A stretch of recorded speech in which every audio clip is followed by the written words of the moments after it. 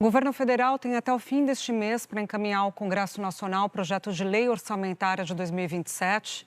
E para falar sobre esse assunto, a gente vai conversar com o ministro do Planejamento, Bruno Moretti. Fernando Nakagawa está em São Paulo, participa dessa entrevista. Ministro em Brasília, boa tarde para o senhor. Obrigada pela sua presença aqui na Globo News. Ministro, a LDO prevê, a Lei de Diretrizes Orçamentárias, um superávit de 0,5% do PIB, pouco mais de 70 bilhões para 2027. Esse superávit é importante, o superávit em geral, para manter a trajetória dentro do que é considerado saudável da relação dívida-PIB. E muitos economistas avaliam que o esforço fiscal do governo, justamente para manter ou recuar essa dívida, essa relação que está em 81,9% do PIB, se eu não me engano, o esforço superávit do governo tinha que ser além desse que está proposto na LDO. Vocês vão encaminhar a lei orçamentária. Vocês pretendem alterar isso na LOA? Oi, Júlia. Primeiro, um prazer estar aqui. Muito obrigado pelo convite. Júlia, nós vamos mandar a lei do orçamento segunda-feira, com a meta que está projetada no projeto de lei de diretrizes orçamentárias, que, como você disse, a gente já encaminhou. Agora, é importante que se diga o seguinte: mesmo com os chamados descontos da meta, nossa expectativa real é de que no ano que vem nós vamos ter mais arrecadação do que despesa, ou seja, nós vamos ter um orçamento realmente equilibrado, o resultado primário cheio será superavitário no ano que vem, dando um passo importante para colocar a dívida pública em trajetória de sustentabilidade. Vamos fazer isso desacelerando gastos obrigatórios a partir de uma série de instrumentos e, por outro lado, mantendo as políticas públicas prioritárias de saúde, educação, gastos discricionários com investimentos que aumentam a capacidade produtiva do país. Então, um orçamento que combina essas três dimensões e vai, de fato, com uma perspectiva de um orçamento equilibrado, com as contas equilibradas. Esse é um ponto, Naka, vou passar para você, mas só aproveitar o gancho que o ministro deixou, que é a discussão das obrigatórias, né?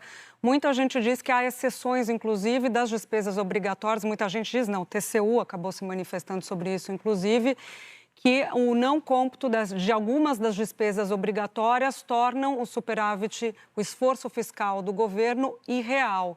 O senhor poderia dizer para a gente quais despesas obrigatórias não vão estar constando do cálculo do superávit? Olha, Júlia, basicamente a despesa obrigatória que é parcialmente retirada da meta é a despesa com precatórios. Lembrar que em 2022 nós herdamos, para fazer o orçamento para o ano de 2023, nós herdamos uma situação muito delicada em que passivos determinados pela Justiça, que são os precatórios, não estavam sendo pagos e nós tivemos que consertar essa situação. Hoje estão sendo integralmente pagos e fizemos, junto ao Congresso Nacional, uma pactuação, junto ao Supremo Tribunal Federal, para incorporar gradualmente à meta todas essas despesas de precatório a uma taxa de 10% ao ano. Agora, vale lembrar, além da incorporação gradual ao longo dos anos e, portanto, da redução das despesas obrigatórias que estão fora da meta, repito que já para o ano que vem, a nossa perspectiva real é de entregar um resultado primário cheio, independente dos descontos, já de forma superavitária, ou seja, arrecadando-se mais do que a gente gasta. E, novamente, para isso, o fundamental foi desacelerar a taxa de crescimento dessas despesas obrigatórias a partir de uma série de mecanismos que hoje nós temos no orçamento público. O TCU apontou também, além da questão dos precatórios, gastos com PAC, repasses para estatais, por exemplo. Não há hoje, basicamente, em termos de despesa obrigatória, como eu disse, são os precatórios, que nós voltamos a pagar integralmente depois dos passivos que foram deixados de 2022 para 2023, e foi aprovado pelo Congresso Nacional uma lei que retira parcialmente despesas associadas à defesa nacional, a projetos estratégicos de defesa da meta. Mas, novamente, mesmo considerando essas despesas, para o ano que vem, a nossa perspectiva é entregar um resultado primário superavitário, é arrecadar mais do que a gente gasta, o que será fundamental para manter a trajetória de consolidação fiscal. Vale lembrar que, nesse mandato, nós fizemos um esforço fiscal de 2% do PIB e o horizonte projetado na Lei de Diretrizes Orçamentárias orçamentárias é de se fazer novamente um esforço fiscal mais ou menos de 2% do PIB ao longo dos próximos anos, agora mantendo o financiamento, o custeio das políticas prioritárias, que são as políticas demandadas pela população, política de saúde, política de educação, despesas de investimento que ampliam a capacidade do país crescer, aumentam a nossa produtividade, além do salário mínimo. Ministro, se o orçamento, então, que a gente vai conhecer nos próximos dias, de fato conseguir entregar esse superávit que o senhor menciona, esse superávit primário que o senhor menciona, mas continuando com a estratégia de retirar algumas das despesas como os precatórios dessa conta, me parece óbvio que a gente vai chegar ao fim do ano de 2027 com uma situação em que o senhor, a equipe econômica, entregam os resultados na meta, mas a dívida pública continua crescendo. Está certa essa percepção? Deixa eu ser mais específico sobre isso. O que eu estou querendo dizer é que, computadas todas as despesas, estejam ou não na meta, o nosso horizonte para o ano que vem é de entregar um resultado primário positivo. Então, novamente, hoje nós pegamos o orçamento lá em 2023 com déficit projetado superior a 2% do PIB, era uma situação dificílima em que não havia orçamento para o Bolsa Família, não havia orçamento para o Farmácia Popular, não havia pagamento de precatório. Consertamos toda essa situação, levamos o orçamento, as contas públicas, para um patamar quase equilibrado de 0,4% do PIB de déficit e no ano que vem, consideradas todas as despesas, não só as que estão sujeitas à meta, o nosso resultado primário deve ser positivo. De novo, a gente deve gastar menos do que arrecada, mantidas as políticas sociais, os investimentos demandados pela população. Eu acho que esse é um ponto importante, ministro, para a gente mergulhar, porque o senhor diz que haverá o superávit, mas a discussão que os economistas fazem, ministro, é que esse superávit, ou perguntando para o senhor qual seria esse superávit, porque na avaliação deles o esforço tem que ser maior do que o governo está propondo, justamente para impedir que o crescimento da relação dívida-PIB alcance 100% do PIB, que a dívida alcance 100% do PIB em alguns anos. Então, o senhor concorda que precisa aumentar esse esforço e qual seria ele? Júlia, mais do que a minha concordância, é a própria Lei de Diretrizes Orçamentárias, o projeto que a gente encaminhou ao Congresso, que projeta para os próximos anos um esforço fiscal em torno de 2% do PIB. E não há que se fazer confusão. O esforço fiscal é considerando todas as nossas despesas, estejam ou não sujeitas à meta. Então, em termos de dívida, mais importante do que o ponto atual no qual estamos é a trajetória. Por isso que o que importa é olhar ao longo dos anos e num período de tempo que cobre o próximo mandato, novamente, a gente coloca ali no projeto de lei de diretrizes orçamentárias um esforço fiscal em torno de 2 pontos de PIB. E esse esforço passa já no primeiro ano em melhorar o nosso saldo primário, em melhorar as nossas contas públicas em algo como 0,5% do PIB, de modo a colocar as contas públicas no azul, ou seja, manter e aprofundar o esforço que a gente fez ao longo desse mandato e agora dar um passo para que o orçamento seja de fato superavitário. Essa é a perspectiva que a gente vai apresentar na segunda-feira, quando colocar os dados do orçamento, mostrando que a despesa primária cai como proporção do PIB, que há uma desaceleração do gasto obrigatório em diversas rubricas e que a gente, como eu disse, entrega, a partir disso, um resultado primário positivo, repito, considerando-se todas as despesas.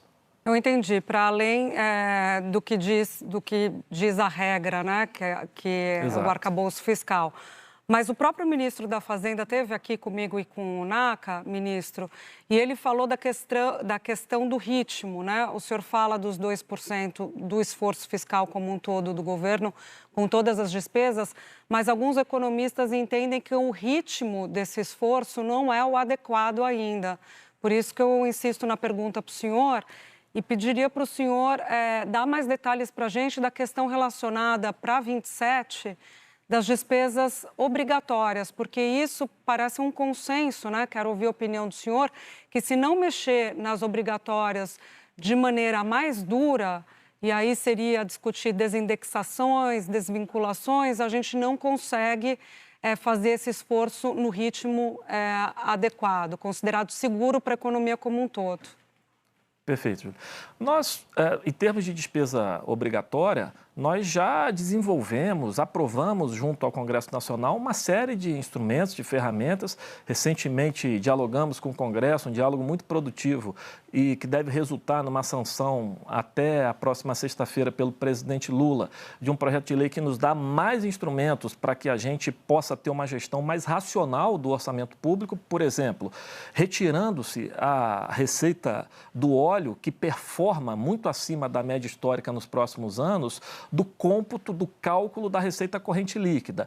Isso preserva as despesas de saúde de um lado, porque a população demanda por mais serviços de saúde, mas não gera um efeito de crescimento excessivo dos gastos de saúde, prejudicando outras áreas ou mesmo prejudicando o alcance do nosso resultado primário. Esse dispositivo, por exemplo, nos ajudará nessa administração das vinculações e das despesas obrigatórias, assim como nós aprovamos e estará previsto no orçamento que nós vamos apresentar segunda-feira um gatilho que limita a despesa de pessoal ao piso do arcabouço fiscal, é um crescimento real de 0,6. Se a gente olhar que essa despesa vem performando aí com uma taxa mais ou menos de 3%, e foi necessário fazê-lo porque nós encontramos um Estado desmontado, carreiras desmontadas, mas agora chega a hora de desacelerar essas despesas. E elas estarão limitadas pelo piso do arcabouço, corresponde mais ou menos a 20% do total das nossas despesas. Então, esses instrumentos vão estar operando e sendo cruciais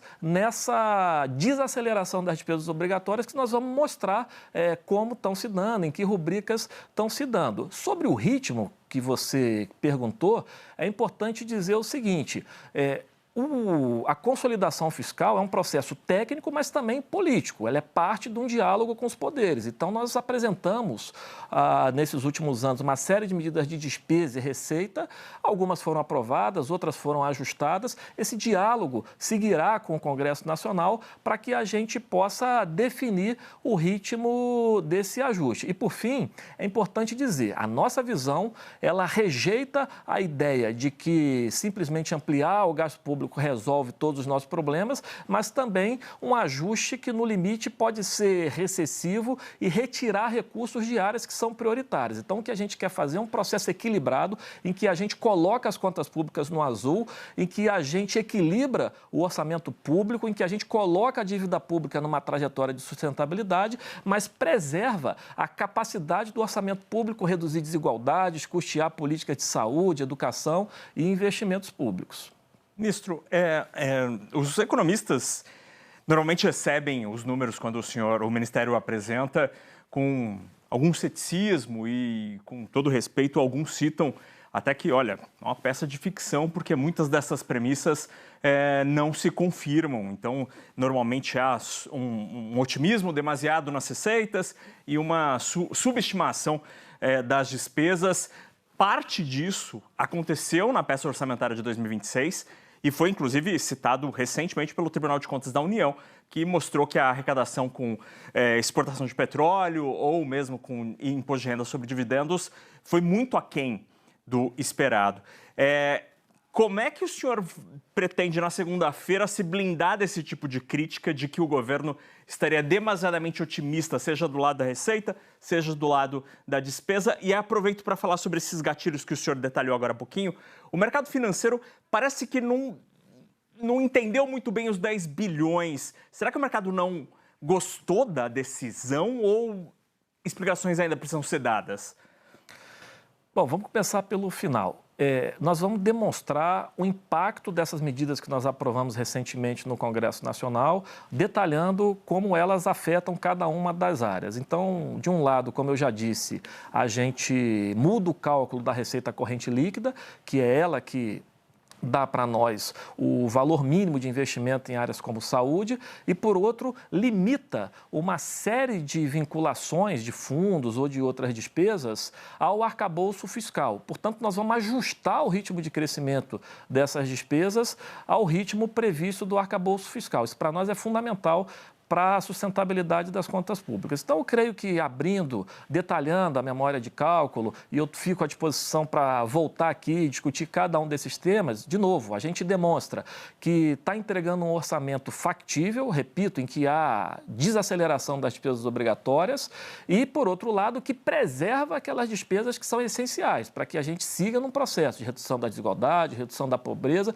e sustentação do crescimento econômico. Isso é fundamental, a gente mostrar os números. Sobre a questão do realismo do orçamento, vale lembrar que, do ponto de vista da receita, nós não vamos depender de nenhuma arrecadação que tenha que ser aprovada pelo Congresso Nacional, não vamos prever nenhum tipo de projeto de lei que precise ser aprovado para que pelo Congresso Nacional, para que aquela expectativa de arrecadação se verifique. Você fez menção a 2026, falou de exportação de óleo, mas vale lembrar que a gente, em 2026, ao contrário, entregou um relatório bimestral de avaliação bem conservador, muito realista, em que a gente projetou um crescimento da despesa obrigatória mais alto do que o que vem se verificando e do lado da arrecadação também, nós fomos muito realistas em não absorver uma arrecadação de óleo a maior para o exercício inteiro, justamente porque isso tem a ver com uma guerra, com um fator geopolítico que traz muita instabilidade. Então, hoje, me parece que quando você dialoga com os agentes econômicos, com o mercado financeiro, não há qualquer agente colocando em dúvida a nossa capacidade de entregar as nossas regras, as nossas metas definidas para 2026. Não há previsão de que nos próximos relatórios bimestrais, por exemplo, a gente tenha que rever o volume total de arrecadação ou o volume total de despesa, porque eles estariam estimados de maneira equivocada. Eu realmente não vejo essa crítica para o exercício de 26 e nós vamos mostrar os números de 27 para defender que temos um argumento bem convincente sobre a possibilidade da gente entregar as contas públicas no azul já em 2027.